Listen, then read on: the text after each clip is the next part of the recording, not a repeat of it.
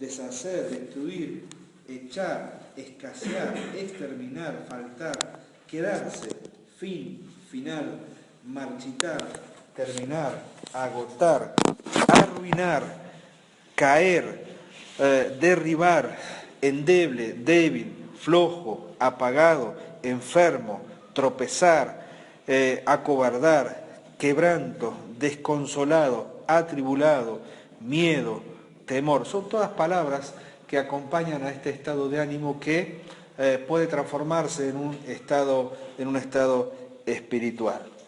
¿Por qué será que Dios, en principio, cuando comparte su interés en guiar a las personas a objetivos aquí en la tierra, una de las primeras recomendaciones que hace es precisamente esto? Vamos a leer algunos pasajes. Deuteronomio 1:21, Marco, por favor. Deuteronomio 31:8, Daniel, ¿sí? Josué 1:9, si alguno quiere decir de memoria, no hay problema, pero se lo van a pedir a Tommy. Josué 1:9. Primera Samuel 17:11 para Johnny. Sí, Primera Samuel 17:11. Vamos a ver en cada uno de estos pasajes, por ejemplo, algunas circunstancias en donde Dios habla con persona en particular o con el pueblo, ¿sí? O con el pueblo a través de diferentes personas. Pero vamos a ver que las palabras que presenta Dios son todas contrarias a las que muchas veces experimentaron estas personas. Deuteronomio 1:29, ¿qué dice Marco? 1:21. Mira, Jehová tu Dios te ha entregado la tierra, sube y toma posesión de ella, como Jehová, el Dios de tus padres, te ha dicho, no temas ni desmayes. Bien, aquí Dios está hablando con una nación, ¿sí? Con una nación nuevita, naciente, todavía con muchas cosas que aprender en el camino, pero tenía por delante una tarea muy importante, ir y conquistar, ¿sí? Dios no le estaba regalando absolutamente nada, sino que le estaba poniendo por delante un objetivo por el cual tenía que esforzarse y mucho, ¿sí? Tenía que esforzarse y mucho. Pero, dice el pasaje que leyó Marco, mira, Jehová tu Dios te ha entregado la tierra, sube y toma posesión de ella, como Jehová el Dios de tus padres te ha dicho, no temas ni desmayes, ¿sí? Palabras de ánimo. En primer lugar, el pueblo de Israel, ¿sí? El pueblo de Israel tenía que enfrentar un temor o un miedo muy grande. Cómo hacer frente a todos aquellos moradores de la tierra que tenían que conquistar. ¿Cómo hacerle frente? Si ya las malas noticias las habían recibido hacía mucho tiempo atrás y que fue motivo de que el pueblo de Israel vagase durante 40 años en el desierto por causa de su incredulidad, por creerle a aquellos que desanimaron al pueblo y no creerle a dos que dijeron, vamos que los vamos a comer como langostas. ¿Quién eran esos dos? ¿Se acuerdan? Josué y Caleb, ¿sí? Le creyeron a 10 y no le creyeron a 2. A veces la minoría tiene la razón, no necesariamente la cantidad tiene la razón. Y en este caso fue algo muy claro y patente. El pueblo se atemorizó, perdió de vista quién era el que los guiaba, quién los cuidaba. Y ese fue el motivo por el cual durante 40 años, por la incredulidad, tuvieron que vagar en el desierto. Ahora, Moisés no va a entrar a la tierra prometida, Dios ya se lo dijo. Subí al monte, mirá de lejos, pero no vas a entrar. Pero quiero que antes que el pueblo entre, los animes. Tengas para ellos palabras de ánimo. Dice, no temas ni desmayes. 31:8 de Deuteronomio. Jehová va delante de ti, Él estará contigo, no te dejará ni te desamparará. No temas ni te intimides. Bien, no temas ni te intimides. Intimidar significa sentirse amedrentado, tener temor, sentirse menos ante una circunstancia difícil. Pero en estas palabras de Moisés, estas últimas palabras de Moisés a todo Israel, dice lo siguiente en los primeros versículos. Versículo 6. Esforzaos y cobrad ánimo, no temáis, ni tengáis miedo de ellos, porque Jehová tu Dios es el que va contigo, no te dejará ni te desamparará. ¿Qué pueblo en la tierra ha recibido estas grandísimas y preciosas promesas aparte de Israel? ¿Qué pueblo? ¿Qué nación? Ninguna, salvo, aparte de Israel, la iglesia. Fíjense qué gran privilegio que tenemos, que aquello que estaba presentado por Dios para una nación y con un carácter absolutamente terrenal, con un ministerio terrenal, como en el caso de Israel, es el mismo enfoque que tiene hacia la iglesia, en donde como peregrinos estamos en este mundo expuestos a problemas, dificultades, circunstancias difíciles, pero con una mirada mucho más alta. Aquello de poner la mira en las cosas de arriba y no en las de la tierra nos indica que nuestro ministerio apunta a una recompensa, no en esta tierra, sino allí en el cielo. Pero en el mientras tanto, las promesas que fueron dadas para Israel también son dadas para nosotros. Yo pensaba, ¿cuántas veces entramos desanimados a las reuniones en la iglesia? ¿Sí? Muchas veces. Creo que ninguno de los que estamos acá podemos decir que hemos llegado siempre, ¿sí? Siempre, espectacular, 0 kilómetros, con toda la fuerza, todas las ganas y todo el ánimo. Muchas veces hemos llegado desanimados. De hecho, algunos motivos de oración presentados en esta noche tienen una carga de preocupación o de ocupación anticipada a aquello que nos está afectando y que no sabemos quizás cómo pueda completarse o cómo Dios va a permitir que eso se complete. Que Mati comparta el tema de su salud es entendible. Ninguno de nosotros quiere estar enfermos y sabemos lo que la falta de la salud produce en cada uno de nosotros en la medida que lo hemos ido viviendo o experimentado. Y ejemplo tenemos en hermanos o hermanas en la iglesia que han pasado largo tiempo o están pasando largo tiempo afectados a su salud. Claro que eso puede desanimar. Maxi nos compartía recién, oren porque necesito un trabajo.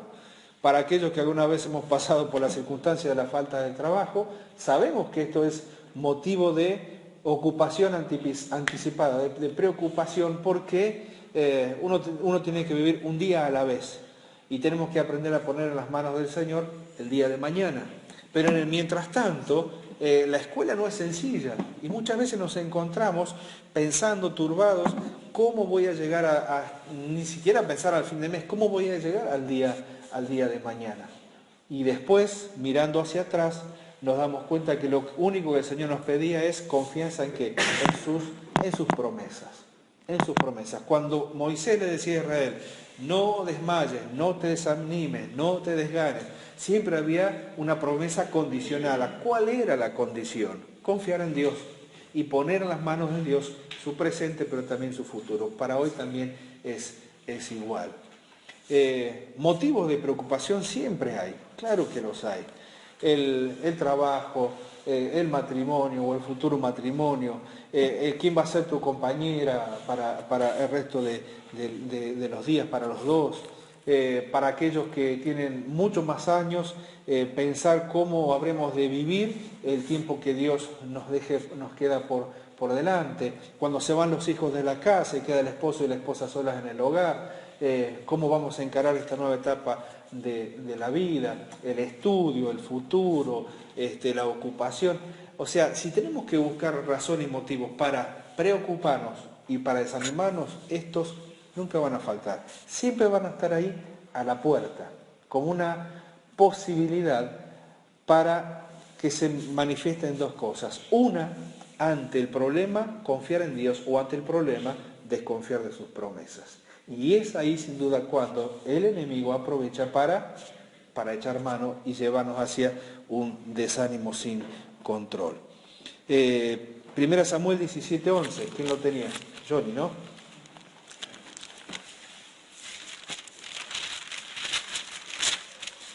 Al oír lo que decía el filisteo, Saúl y todos los israelitas se consternaron y tuvieron mucho miedo.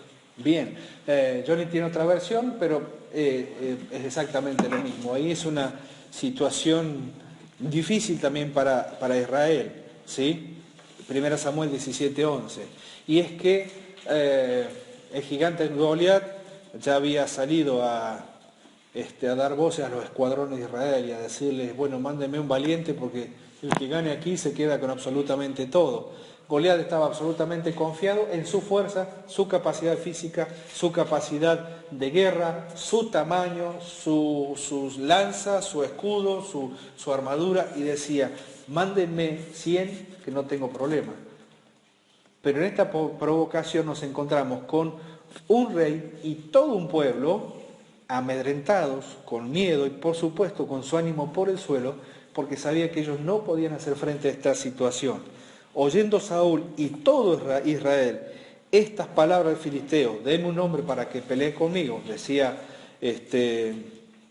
Goliat, dice, se turbaron y tuvieron gran miedo. La contrapartida de esto es un jovencito de por lo menos ¿cuántos años? 15 a lo sumo, no más, ¿no? 15, 16, 17 como mucho, no más. La contrapartida de un jovencito que no iba en su propia fuerza, sino que iba en nombre de Jehová de los ejércitos, y que con lo más impensado derrota a un hombre de guerra, es decir, con una honda y con una piedra, con una honda y con una piedra. Pero evidentemente las grandes circunstancias, los grandes problemas, producen desánimo aún a los hombres más encumbrados en su posición. Un rey tiembla ante un solo hombre que viene a pelear contra toda una nación, o al menos representativamente. Pero un pastor de ovejas, muy jovencito y desacostumbrado a una armadura, que dice, yo no puedo andar con esto porque nunca practiqué y nunca lo usé, déjenme ir con lo mío, un solo jovencito, confiado en Dios, echa por tierra el motivo y la razón de esos temores. Cuando el desánimo llega a nuestra vida puede producirse por muchas razones. Puede producirse como una consecuencia del pecado. Yo no me imagino al hijo pródigo absolutamente feliz comiendo algarroba de los cerdos, que tampoco le era permitido comerlo porque tenía que pedir permiso para hacerlo.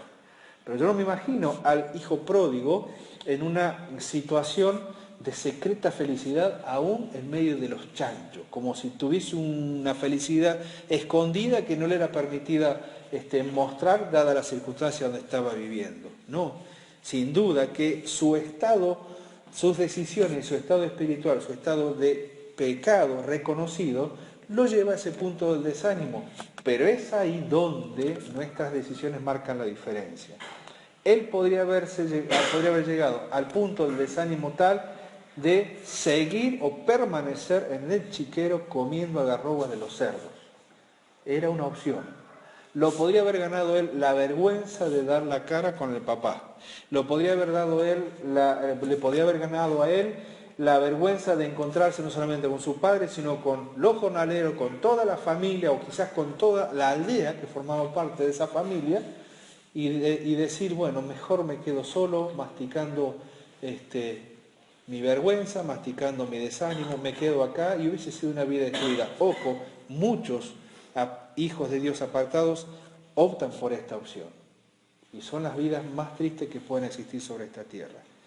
Pero ese joven, apartado y todo, se dio cuenta que en su casa había una promesa personificada, porque el solo recuerdo de su padre le llevó a considerar que era lo mejor para él, y lo mejor era volver, aunque tuviese que volver avergonzado y arrepentido. Y encontró en la respuesta del Padre lo que todos nosotros hemos recibido el día que aceptamos a Cristo como Salvador. Pies que corrieron hacia nosotros, brazos que se abrieron para abrazarnos, y sin duda un beso para recibir al que estaba lejos. El hijo pródigo habrá pasado por desánimo, no hay duda, y habrá pasado por los diversos niveles del desánimo. Se habrá desanimado al darse cuenta que se quedó sin plata. Se habrá desanimado al ver que las mujeres o amigos que lo rodeaban de repente desaparecieron como por arte de magia. Se habrá desanimado al darse cuenta que ya no tenía para comer. Y peor, desanimado al ver que tenía que ir a pedir trabajo, ¿sí? Y ofrecerse casi en un estado de esclavitud a alguien que le dijo, lo único que tengo para vos es la tarea más vergonzante para un judío. Andá a cuidar los cerdos. Desanimado totalmente, no hay duda.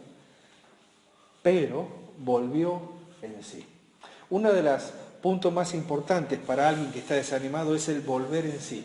¿sí? Es darnos cuenta de nuestra posición. ¿Por qué estoy desanimado? ¿Por qué razón mi ánimo se viene abajo? A veces, yo entiendo que puede ser así, pues es una cuestión orgánica que necesita ser tratada, ¿sí? El del desánimo a la depresión no hay un paso tan grande. Y sin duda que en estos casos, cuestiones orgánicas necesitan ser tratadas y a veces necesitan también ser medicadas. No es un pecado estar enfermo. Eso es algo pero nos cuesta, y más a nosotros como varones, muchas veces reconocer que necesitamos ayuda en ese sentido. Pero uno tendríamos que tener la capacidad de pedirle al Señor que nos dé la capacidad de determinar cuando estoy desanimado, por qué razón estoy desanimado. El pecado nos desanima. La desobediencia nos desanima. Porque cuando desobedecemos nunca lo hacemos sin querer, siempre lo hacemos sabiendo. Y existe en cada uno de nosotros como hijos de Dios, podemos decir, el despertador más grande que necesita cualquier cristiano para despertar, y esto es el Espíritu Santo de Dios. Porque no hay duda, cuando nuestro espíritu está en baja, por así decirlo, porque nos hemos venido a pique en nuestra vida espiritual y hemos tomado decisiones que no nos han llevado a buen puerto, y no hablo necesariamente de pecados o situaciones pecaminosas groseras, a veces decisiones que nos van apartando del camino de Dios, nuestra vida espiritual nunca puede ser la misma, todo lo contrario, cada vez se va apagando. Y cuando nuestra vida espiritual se va apagando, nuestra desobediencia produce en el Espíritu Santo algo que es impensado. Cuando nosotros desobedecemos, el Espíritu Santo, por lo menos le acontecen dos cosas. En primer lugar, se entristece. Y en segundo lugar, se apaga. Y estas dos situaciones, mi estado espiritual y el sentir del Espíritu Santo, que a veces olvidamos que es Dios morando en nosotros, y nosotros hasta nos atrevemos a tratarlo de esa manera, esta relación de nuestro estado espiritual y el sentir del Espíritu Santo, sin duda que nos puede llevar a un estado de desaliento. Y es ahí donde el Espíritu Santo tiene que empezar a trabajar de nuevo con nosotros. ¿Se acuerdan el sábado que compartíamos aquello de que cuando venga el Espíritu Santo convencerá al mundo de pecado, de justicia y de juicio? ¿Recuerdan? ¿Qué es la tarea que el Espíritu Santo hace en el mundo, en los inconversos? Cuando nosotros estamos lejos de Dios, el Espíritu Santo nos tiene que tratar exactamente igual. Porque nuevamente tenemos que empezar a reconsiderar quién es Dios y cómo estamos delante de Dios. Y el Espíritu Santo no puede ser una tarea de crecimiento en nuestra vida hasta tanto no haga una tarea de convencimiento si estamos lejos de Él. Esto sin duda que desanima. ¿Cuáles son algunas señales de aquel que está desanimado? Una de las señales es el aislamiento. Una persona desanimada tiende a aislarse de los demás, por muchas razones. Vergüenza, culpa, dejarse llevar por sus pensamientos que no son guiados por la palabra de Dios, sino por su propia consideración. Un hermano o una hermana desanimada deja de asistir a la iglesia, y una de las señales primeras es precisamente esta, la necesidad de estar solo y no querer estar con nadie. Aún puede llegar a desanimar a su propia familia, ¿sí? No nos olvidemos en Números capítulo 14, versículos 2 y 3, vamos para allá, una situación terrible para Israel. Números 14, 2 y 3.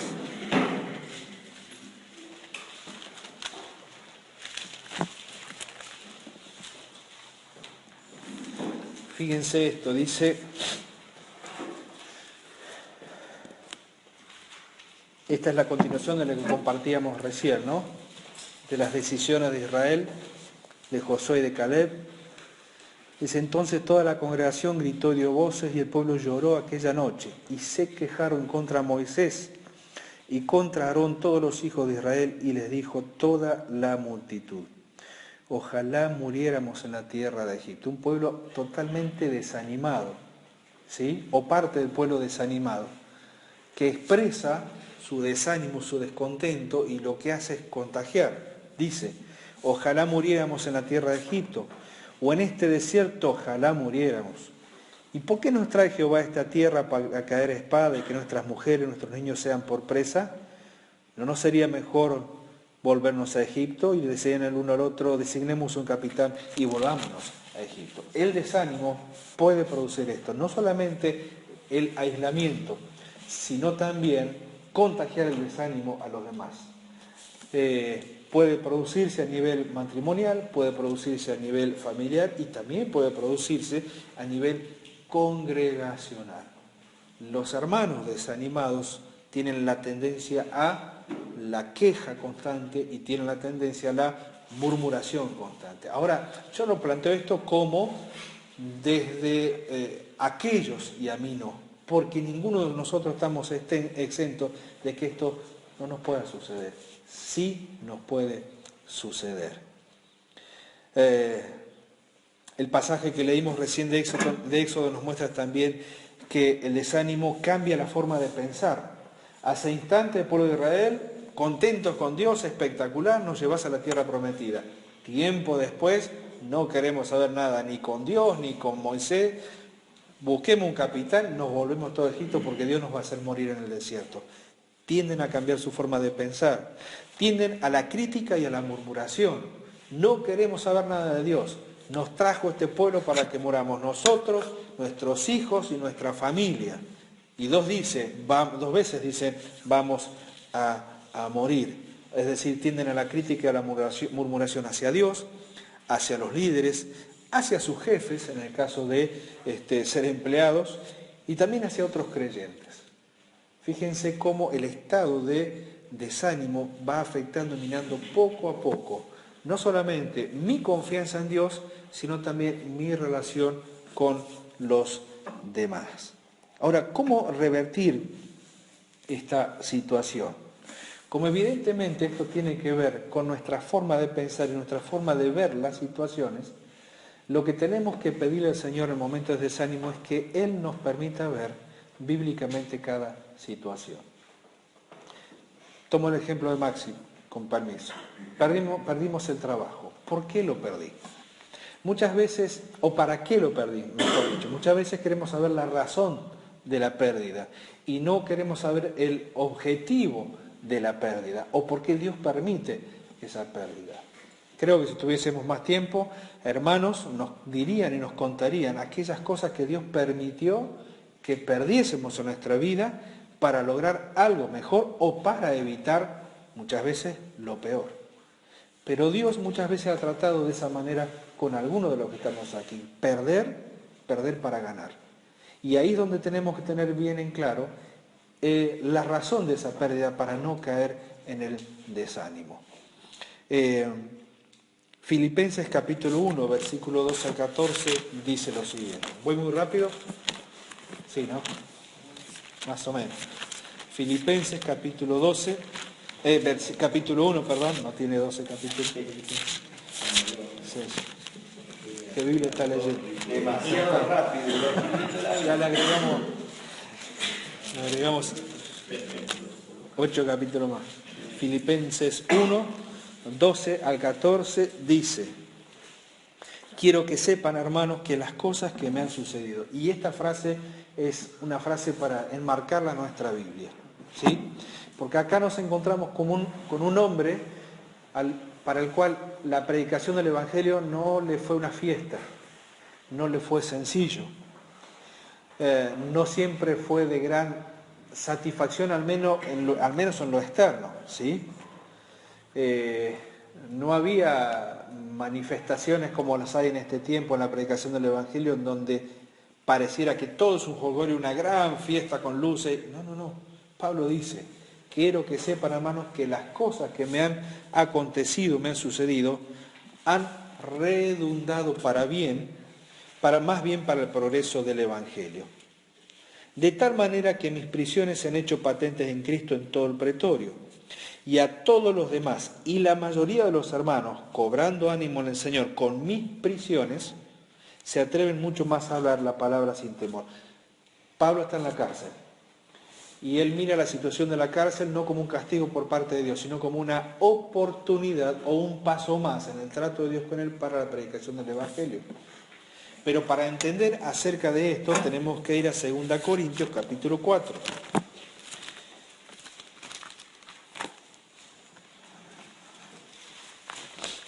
En donde él entiende claramente que cuando tiene que padecer por la causa de Cristo o entender las razones de lo que pasa, de lo que le sucede, a través de la mirada de Dios, él entiende lo siguiente, versículo 7. Pero tenemos este tesoro, es decir, el Evangelio, ¿sí?, de Jesucristo, tenemos este tesoro en vasos de barro, eso somos cada uno de nosotros, que estamos atribulados en todo, mas no angustiados, en apuros, mas no desesperados, perseguidos, mas no desamparados, derribados, pero no destruidos, llevando en el cuerpo siempre por todas partes la muerte de Jesús, para que también la vida de Jesús se manifieste en nuestros cuerpos. Es decir, lo que él vivía en su cuerpo era una señal evidente de su relación con Cristo.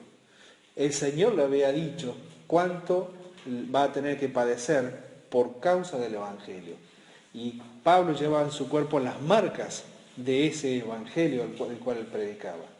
Es decir, que todos aquellos que lo podían ver contemplaban un hombre que no había esquivado ni un solo latigazo de los que Dios había permitido en su vida por causa del Evangelio.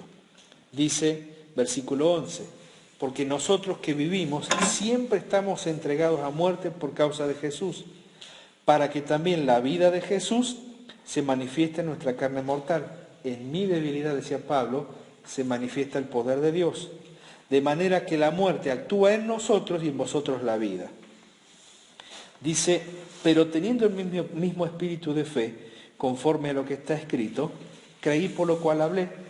Nosotros también creemos por lo cual también hablamos, sabiendo que el que resucitó al Señor Jesús, a nosotros también nos resucitará con Jesús y nos presentará juntamente con vosotros, porque todas estas cosas padecemos por amor a vosotros, para que abundando la gracia por medio de muchos, la acción de gracia sobreabunde para gloria de Dios. Por tanto, como dice, no desmayamos, ¿sí? No nos quedamos sin ánimo. Antes, aunque nuestro hombre exterior se va desgastando, el hombre interior, no obstante, se renueva de día en día, porque esta leve tribulación o este pequeño momento, momentáneo, produce en nosotros un cada vez más excelente y eterno peso de gloria, no mirando a nosotros las cosas que se ven, sino las que no se ven, pues las cosas que se ven son temporales, pero las que no se ven son eternas. Capítulo 6, versículo 4.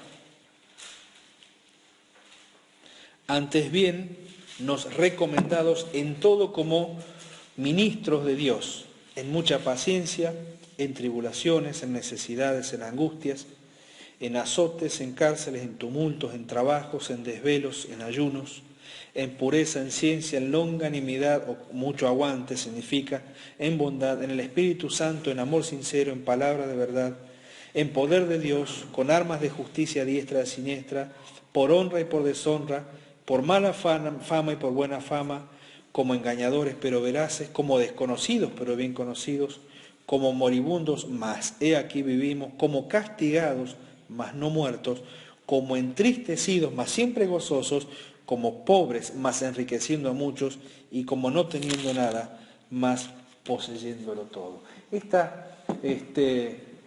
Esto que Pablo está diciendo es, una cosa es lo que miran los demás en mí y otra cosa es lo que yo soy en Cristo. Y lo que yo soy en Cristo marca la diferencia, ¿para qué? Para que en el momento del desánimo sepa en quién poner la mirada y quién va a ser el objetivo para cuanto antes salir de esa situación. ¿Se encuentra alguno triste, dice la palabra de Dios? ¿Qué tiene que hacer? Cante alabanza, pero también dice que tenemos que orar. Si alguno de los que estamos aquí presentes nos encontramos desanimados por algo, en primer lugar tenemos que definir cuál es la razón de ese desánimo. Existe un cuadro muy hermoso en Lucas capítulo 24. No vamos a leer todo el pasaje por cuestión del tiempo. Pero ahí nos encontramos con dos discípulos volviendo desde Jerusalén a Emaús. Y los dos, posiblemente un matrimonio, posiblemente un hombre y una mujer, desanimados. ¿Por qué? Porque su Salvador había muerto. Había muerto. Había llegado a oídos de ellos que posiblemente había resucitado. Y la duda carcomía su corazón y ellos volvían absolutamente tristes hacia su propia casa, a su pueblo, a su hogar. Volvían desanimados. Pero no hay desánimo que el Señor no pueda cambiar. Y de la misma manera en que se presenta ante estos dos para, en primer lugar, abrir las Escrituras y abrirles el entendimiento, de la misma manera actúa con nosotros. Porque yo creo, hermanos, que cuando en algún momento nos hemos sentido desanimados y sinceramente nos hemos arrodillado a solas o quizás con nuestra esposa, orando o llorando juntos, y hemos ido a la presencia del Señor, el Señor estaba ahí con ese hermano, con ese matrimonio en situación difícil, haciendo que, escuchando. Y a través del Espíritu Santo trae a nuestra mente, a nuestro corazón, la palabra de Dios, que es lo único que puede animarnos en momentos difíciles. Pero no es cuestión solamente del Señor, porque evidentemente al poner de su Espíritu en cada uno de nosotros, también nos capacita para hacer algo, y esto es animar a los demás. Y es una tarea interesante la de animar a los demás. Algunos tenemos un carácter más pesimista que otros, otros tienen un carácter más animoso que otros, pero la recomendación de animarnos mutuamente no es solamente para algunos. Cuando el apóstol Pablo escribe al respecto, lo habla en forma general y habla a la iglesia. Dice allí en 2 Tesalonicenses, vamos hacia allá, 2 Tesalonicenses, perdón, 1 Tesalonicenses 3,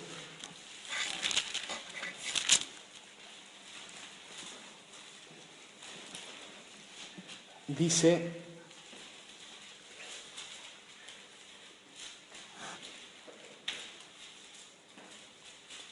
versículo 12, y el Señor os haga crecer y abundar en amor unos para con otros y para con todos, como también lo hacemos nosotros para con vosotros.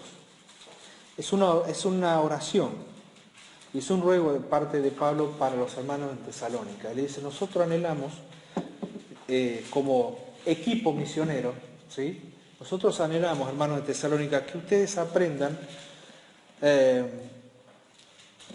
a crecer y abundar en amor entre vosotros, uno para con otros, y para que no sea exclusivo de unos pocos, dice, para con todos. Y uno puede preguntar, ¿para el que se me hace complicado tratar en la iglesia también? Sí, también, porque es para con todos. Y este para con todos abarca inclusive muchas relaciones más allá del ámbito de iglesia. Y en donde seguramente, y sería muy bueno, y es muy bueno que esto nos haga meditar a ver con quién no estoy manifestando este amor que se me es pedido y solicitado por parte de la palabra de Dios. ¿Para qué? Para que sean afirmados vuestros corazones. Cuando Dios afirma nuestro corazón, a través de nuestra obediencia, se produce el ánimo en forma inmediata. ¿Por qué? Porque estamos haciendo lo que Dios quiere que hagamos. Capítulo 4, versículo 18. Preocupados porque los hermanos se morían y el Señor no los venía a buscar y empezaban a dudar acerca de la tardanza. Y entonces preguntaban, ¿qué vamos a hacer? Algunos eran más prácticos, no laburaban más, iban a comer a la casa de los hermanos, ¿sí? Y Pablo le dice, no funciona así. Lo que usted tiene que hacer es animarse, dice. Y les deja un saludo que entre nosotros, con el correr de los siglos, se pierde, pero que en aquel entonces era muy común. Y ese saludo era una sola palabra, Maranata, que significaba, el Señor viene pronto. Y si hay algo que puede animar a un creyente, a un hijo de Dios, es saber que el Señor viene pronto, por lo menos por dos razones. Una, porque si viene me va a encontrar. ¿Y en qué estado me va a encontrar? O me encuentra bien o me encuentra mal. Pero en cualquiera de los dos estados voy a ser arrebatado y tengo que rendir cuenta delante de Dios. Pero Pablo no los deja solamente con este pensamiento, sino que mira más allá en lo práctico y le dice, no se propague entre ustedes esta idea de que el Señor no viene, es todo lo contrario, la idea es todo al revés, es Maranata, ¿sí? Por lo tanto, alentaos los unos con los otros, los unos a los otros con estas palabras, el Señor viene pronto. Miren, la certeza y la seguridad del arrebatamiento para los cristianos ha sostenido a la Iglesia durante todos estos siglos. Por más que en este último tiempo diversas corrientes de interpretación teológica indiquen que estamos equivocados al interpretar de esta manera las Escrituras, que no va a haber un arrebatamiento para la Iglesia. Nosotros creemos lo que la palabra de Dios indica. Capítulo 5, versículo 11. Dice, y aquí lo enfoca en forma directa el apóstol Pablo, dice, por lo cual, animaos, lo contrario del desánimo. Aquí la palabra animar significa poner el alma y poner el alma en acción. Poner el alma en acción. Es decir, que si veo a un hermano desanimado, mi función o mi tarea, la tarea que a nosotros es velar por esa alma y animarlo. Por lo tanto, por lo cual, animaos unos a otros y edificaos o ayúdense mutuamente a crecer, ¿sí? Unos a otros, así como lo hacéis. Miren, versículo 12, versículo 14. También os rogamos, hermanos, que amonesten a los ociosos. Siempre hay alguien que necesita ser empujado un poquito más. Amonestemos a los ociosos, ¿sí? Animar a trabajar. Segundo, nuevamente, alienten a los de poco ánimo, a los de alma pequeña. La idea de poco ánimo es alma pequeña, sin fuerza para seguir adelante. Aliéntenlos. Ni siquiera nos dice cómo. Seguramente que hay muchas maneras como podemos alentarnos unos a otros. Sostengamos a los débiles. Hay debilidad en muchos aspectos y aquí puede ser una debilidad física que está afectando su ánimo, una debilidad espiritual que necesita ser cambiada en fortaleza. Ezequiel dijo algo muy importante en su motivo de oración. ¿Qué pediste, Ezequiel? Por las debilidades. Por nuestras debilidades. ¿Qué hay que hacer con nuestras debilidades? Sostener a aquellos que las tenemos. No quiere decir pasar por alto ni minimizarlo, no, sostener para que esas debilidades se cambien o troquen en fortaleza. Y dice por último que seamos pacientes para con todos, porque no siempre cuando tenemos que animar obtenemos una respuesta positiva, agradable o nos van a recibir con un abrazo. A veces queremos animar y nos encontramos con mucha resistencia. Y cuando esto sucede, lo único que nos queda es orar por ese hermano, para que sea posible la ayuda que se necesita. Proverbios 12:18, por último, dice algo muy interesante. Dice que la lengua de algunas personas son como espadas, ¿sí? Son como espadas. Proverbios 12:18. Hay hombres cuyas palabras son como golpes de espada, ¿sí? Es decir que inclusive puede estar llena de Biblia o llena de verdades bíblicas y no alentar, ¿sí? Es un equilibrio que tenemos que tener todos, en el cual no caer, un peligro en el cual no caer o incurrir. Cuando las palabras que pretendemos que sean bíblicas sean exclusivamente duras. Pero dice que hay otra clase de personas cuya lengua es como una medicina.